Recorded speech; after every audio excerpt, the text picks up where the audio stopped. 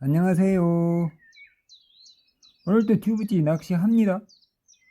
오늘은 삼삼하나 떡밥을 사용을 하고요. 찌 맞춤에 대해서 설명을 드릴 겁니다. 튜브찌가 튜브톱 2mm짜리 튜브톱을 사용하는 방법을 설명을 드리겠습니다. 이거는 정답이 아니고 튜브찌가 사용하고 있는, 현재 쓰고 있는 방법을 그대로 설명을 드리는 겁니다. 정답은 아닙니다. 맞추고 싶은 대로 맞춰 쓰는 게 낚시의 재미죠. 튜브찌하고 꼭 똑같이 맞춰서 사용하라는 얘기가 아니고요.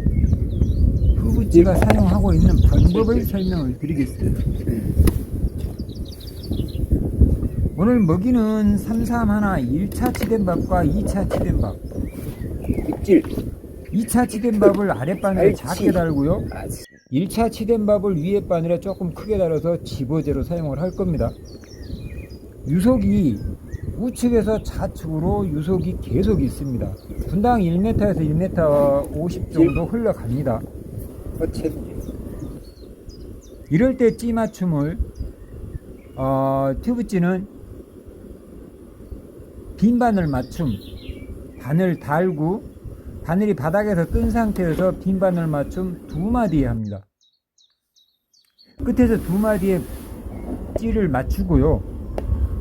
낚시를 할 때도 역시 2마디 나오게 하고 낚시를 합니다. 먹이 달고 2마디가 나오게, 2마디가 보이게 해놓고 낚시를 합니다. 지금 역시 아직도 3월 초기 때문에 수온이 낮아요. 그러면서 아침은 아직도 영하로 지금 나올 때가 많습니다. 그러니까 바람은 항상 부는 상황이고요.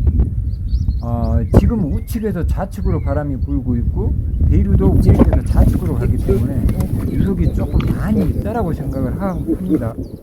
이 상황에 낚시를 한번 진행하는 방법을 설명을 드려볼게요. 원래 지금 튜브톱은 끝에서 2마디에 맞춰 놓으면 일반 솔리드 톱하고는 완전히 다릅니다. 사용하는 방법이. 솔리드 톱은 조금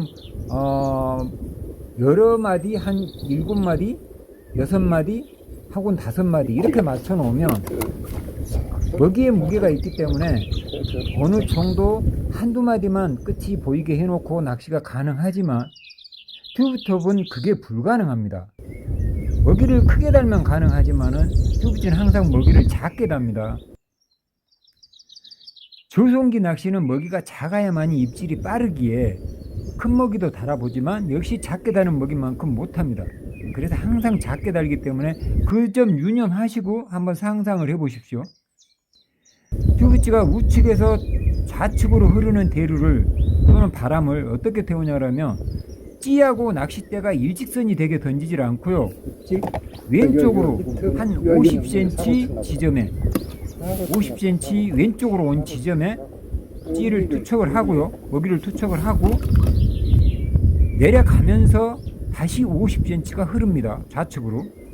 그러면 일직선으로 되어 있을 때 찌는 1m 그 위치보다 1m 좌측으로 온 지점에 거의 찌가 서게 됩니다.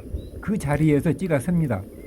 맨 처음에 50cm에서 던져놓고 찌가 안착을 하면서 목내림 하면서 50cm는 흘러서 좌측으로 오면 직선으로 되어 있을 때 1m 거리보다 좌측에 와 있습니다. 1m 떨어진 좌측에.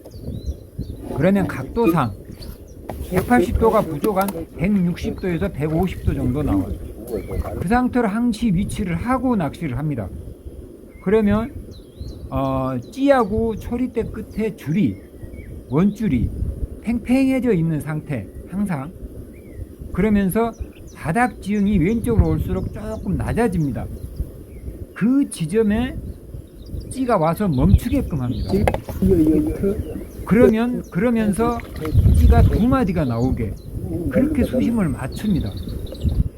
그러면 아랫바늘에 작은 먹이 2차 치댄밥, 삼삼하나 2차 치댄밥을 작게 달고요. 위에 바늘에는 1차 치댄밥을 조금 크게 답니다. 땅콩 크기만큼. 그보다는 조금 작게 답니다만은 항상 작게만 유지하는 것도 아니고요. 또 항상 크게만 유지하는 것도 아니고요. 상황에 따라서 조금 크게도 달았다 작게도 달았다. 먹이밤 역시 조금 크게도 달았다 작게도 달았다 합니다. 단체가 날라요. 근데 낚시를 해보면 계속 큰 밤만 가지고 계속 낚시를 할 때는 집어는 좀 되는 것 같은데 정작 낚아낼 수가 없기에 항상 작은 밥 아랫바늘에 달고 위에 바늘에 큰 밥을 달아서 낚시를 합니다. 그러면 지금 맨 처음에 던질 때 낚싯대 좌측으로 50cm 지점에 항상 투척을 하게 합니다. 그 지점에 항상 떨어지게. 누구 가지고 나오네. 그 지점에 먹이가 항상 첫 번째 투척이 되면 붕어들이 그 지점에서 기다리는 것 같아요. 붕어들이 거의 바닥권에 있는 게 아니고 중층 이상에 떠 있다라고 생각을 하고 그 지점에 먹이가 계속 떨어지면 먹이가 떨어지고 옥내림이 끝난과 동시에 입질이 들어올 경우가 많이 있습니다. 그래서 먹이밥은 항상 제자리에 투척을 합니다. 두 번, 세 번 잘못 들어가면 다시 던집니다. 그러지 그걸 잘못 들어간 위치에 떨어졌는데 그걸 그 상태로 한번 먹이 달기 아까우니까 기다리는 게 아니고요. 튜브찌는 반드시 회수를 합니다. 그래갖고 다시 던집니다. 항상 제자리에 던지는 것이 낚시의 기본인 것 같아요. 그래서 튜브찌는 그걸 지키면서 낚시를 하는데 어쩔 때는 튜브찌도 그냥 던지기 귀찮으니까 놔두고도 해요. 그럴 때는 어쩔 때 그러냐, 잘 먹어줄 때 붕어가 분명히 낚시를 하다 보면 잘 먹어줄 때가 있죠. 물론 안 먹어줄 때는 꼭 그 자리에 던지려고 몇 번이고 애를 써서 던집니다. 그렇지만 잘 먹어줄 때는 여기다 던지든 저기다 던지든 잘 먹어줍니다. 그럴 때는 낚시가 쉽죠. 그럴 때는 누구나 다 할 수 있습니다. 아무 떡밥으로는 해도 잘 낚이고요, 아무 채비로나 아무 데나 던져도 잘 낚입니다. 그럴 잘 낚일 경우가 아닌 지금 저수온기 수온도 낮고 유속도 있고 이럴 때의 낚시 방법을 지금 설명을 드리는 겁니다. 물론 여러분들도 실력이 좋아서 잘 낚으신 분들은 제 설명 안 듣고도 잘 아시겠죠. 하지만 튜브찌가 하는 방법을 설명을 드립니다. 지금 낚시를 이렇게 하다 보면 어쩔 때는 씨알이 좀 좋은 녀석이 낚이고 어쩔 때는 씨알이 좀 작은 녀석이 낚이지만 그게 찌맞춤하고 영향이 있는 건 아니더라고요. 해보면 먹이 크기에 더 영향을 많이 받는 것 같습니다. 먹이가 크다고 해서 큰 고기만 낚이는 것도 아니고 먹이가 작다고 해서 작은 고기만 낚이는 것도 아니에요.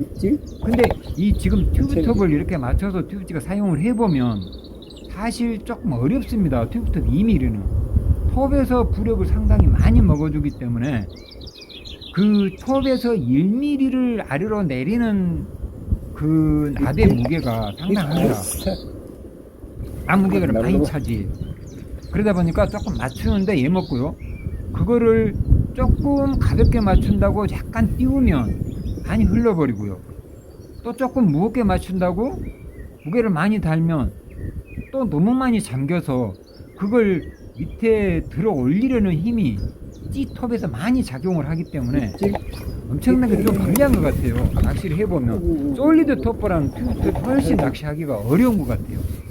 그렇지만 튜브찌는 할 수 없이 찌가 보이는 영상을 촬영을 하기 위해서 낚시를 하다 보니까 어쩔 수 없이 튜브찌를 계속 쓰게 되는데 그 자꾸 쓰다 보니까 그것도 노하우가 생기는 것 같아요. 그래서 여러분들한테 공유를 하고자 지금 설명을 드리는 겁니다. 지금 사용을 해보면 역시 튜브톱은 입질이 들어와도 아주 약하게 들어옵니다. 딱 끊기는데 그 폭이 입질 폭이 굉장히 낮은 것 같아요. 작은 것 같아요. 그래서 그 작은 입질을 읽어내야 되는데 사실 그게 뚫어져라 쳐다보고 있지 않으면 놓칠 때가 많습니다. 그러면 저도 영상을 촬영해 놓고 보면은 찌 영상을 촬영을 해 놓고 보면 분명히 입질인데 내가 못 보고 있는 입질이 많은 것 같아요. 그거는 점 입질이 많이 나오기 때문에 그러는 것 같아요. 그래서 이런저런 장단점을 따지자면 튜브찌를 안 쓰고 솔리드 톱을 쓰는 게 최고 좋습니다. 근데 튜브찌는 어쩔 수 없이 사용을 하고 있기 때문에 그나마 여기서 최선책을 찾아서 그냥 쓰다 보니까 조금씩 요령도 생기는 것 같고 조금씩 튜브톱을 낚시를 하는데 조금 더 나아지는 것 같아요. 그래서 한번 설명을 드려봤습니다. 여러분도 유익한 설명이 되셨다면 한번 좀 따라 써보시고요. 좋아요, 구독 많이 눌러주세요. 감사합니다. 다음에 또 좋은 정보 가지고 설명드리겠습니다. 좋다 좋다 좋다 좋다. 살치가 나와 살치.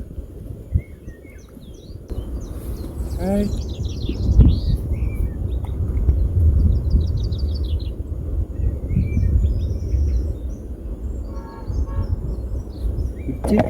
히트. 한 마리. 헤드. 히트.